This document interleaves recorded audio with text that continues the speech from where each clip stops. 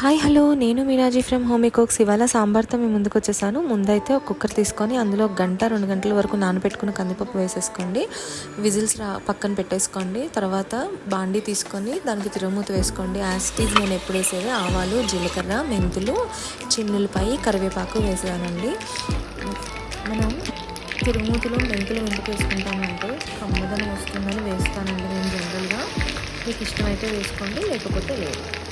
తర్వాత పప్పు ఉడికాక దాన్ని కుక్కర్ వెయిట్ తీసేసుకొని చక్కగా ఈ తిరుగుమూత పక్కన పెట్టేసుకొని అందులో ములక్కాయలు, టమాటా, ఉల్లిపాయ అన్నీ వేసుకున్నానండి. తర్వాత ఈ తిరుగుమూత వేసి అందులో పసుపు, నేనైతే వెల్లుల్లిపాయతో కొట్టిన కారం వేసుకున్నాను అండ్ మామిడికాయ పొడి వేసుకున్నాను. నేను చింతపండు ఎక్కువ వాడను.